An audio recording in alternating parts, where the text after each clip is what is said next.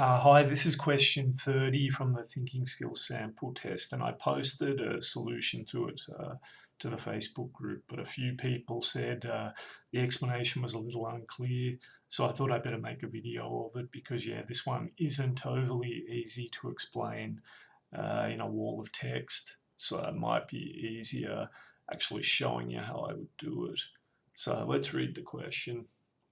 And I'll just preface my solution by explaining that luckily, again, I've been working on similar problems to this in my class this term. I'll show you the similar problems after I solve this one. So as soon as I saw this one, I knew what to do.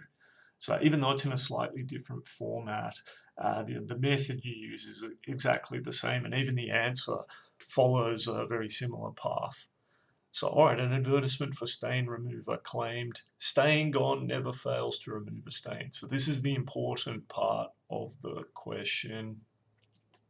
This is the condition you're checking to see whether it's true or false. Okay, and you'll have some information you have to check it against. 4 stained items of clothing were washed, and 2 questions were asked in each case. All right, so you got the 4 items, you ask 2 questions, was stain gone used in the wash? Was the stain removed? And you can see in some cases, A, B, C, D, there's no answer provided. Which 2, and it usually is 2 the answer to this type of question. Sometimes it can be just one of the variables, but usually it's 2 separate answers that will apply. Which 2 of the missing answers must be known in order to test the truth of the claim in the advertisement? All right, so I'd first look at the data, and you would look at, so you're looking to test whether when you use stain gone, that it always, never fails, we'll say always instead, removes a stain. So in item 1, or let's even just go down the columns, was stain gone used in the wash? To test this condition, stain gone must be used. Okay, so we have a yes there. There's a no here, right, in item 3. So we don't care about item 3 at all. All right, I'll just put a big line through that. We don't care about that at all. All right, because no matter what C is, it has no relationship to the condition we're trying to prove. All right, so it wasn't used. Was the stain removed? Yes. That doesn't prove that stain gone never fails to remove a stain. It doesn't fail or disprove it. And again, was the stain removed? No. Again, nothing to do with the condition. So that should be very clear there that you need was stain gone used in the wash. All right, well, let's move up to number 1 now. Let's say 1. Stain gone used in the wash? Yes. All right, so this one so far, it's applicable. So what do we need to see? We see it never fails. It always removes a stain. So we do need to check A. All right, we need A to be yes to prove this condition. If it's no, the condition is wrong. All right, and the question is actually asking us to test the truth. So yeah, we do need to know that one. All right, without that one, we can't know. All right, so we have to have A in it. So we're straight away down to the choices here in the answers. We've narrowed it down to A and C already. All right, 2. Now the important part here is because we don't know whether stain gone was used yet. Was the stain removed? Yes. All right, now here's where the logic often becomes a problem. A lot of children will think that means you have to check B, all right, because the stain was removed. But you're not checking whether a stain was removed, right? You're checking whether a stain was removed when stain gone was used, and only stain gone was used. So if we check B and it's no, right, that doesn't prove anything here, right? It doesn't prove anything because, yeah, you can remove a stain with some other product. The stain could just be removed magically, right? So, and even if it's yes, it again doesn't do anything to prove or disprove the claim. Okay, because so there isn't any point to turning that over because if we get to a revealing B, because if we get a yes or no, it doesn't impact the statement. It can't disprove it. It can only sort of back up the proof, if you understand what I mean. So this is the difficult one for most students. So when I did this type of question in class, yeah, most students, nearly all students, I think, got this wrong, this type of question wrong the first time they did it.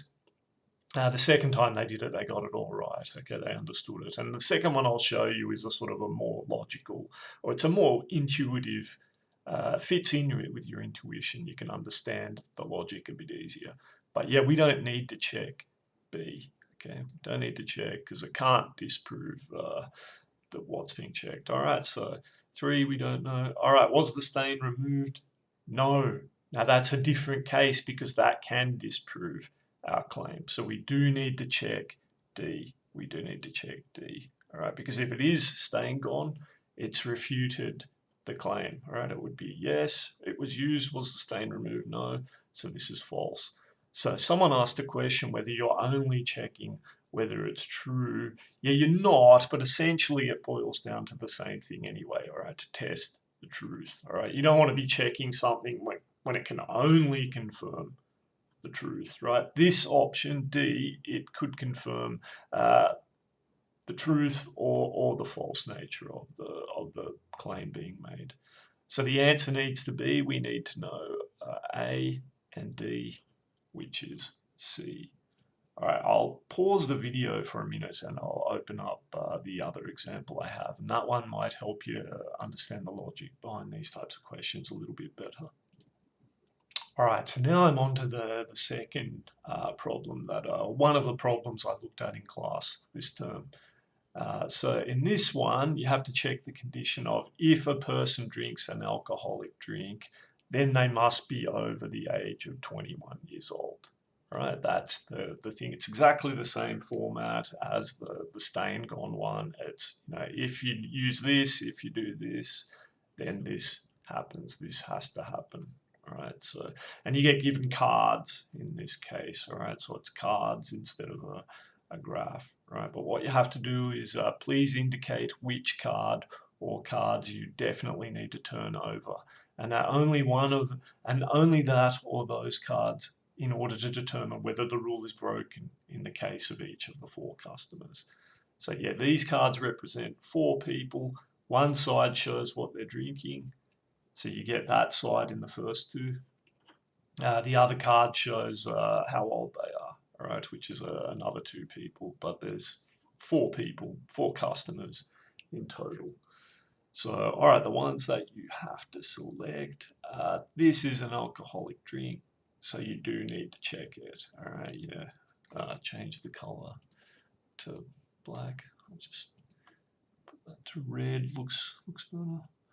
All right, so we do need to check that one. All right, this one should be obvious that we don't need to check. It's not an alcoholic drink. All right, so it's got nothing to do with the condition that's being asked. And even your logic would tell you, well, anyone can drink a Coca-Cola, so it doesn't matter. All right, so you don't need to check the second one. All right, 22 years old, do we need to check that? Here's where people usually get it wrong. The first time they think you do have to check it, you don't have to check it. Why? Because whatever you turn over on the other side, it's got nothing to do with this condition. All right, it could be an alcoholic drink, could be a Coca-Cola, it doesn't matter.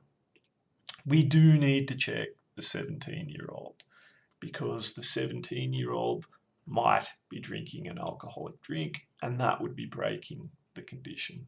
So you can see, just like in the last question, you had to pick 2 options, 2 choices that could potentially disprove the claim.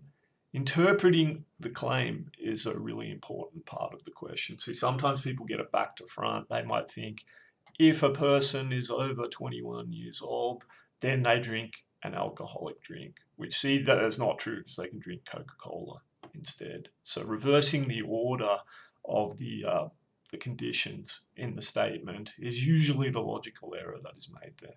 Anyway, I hope that clears up that type of problem for you.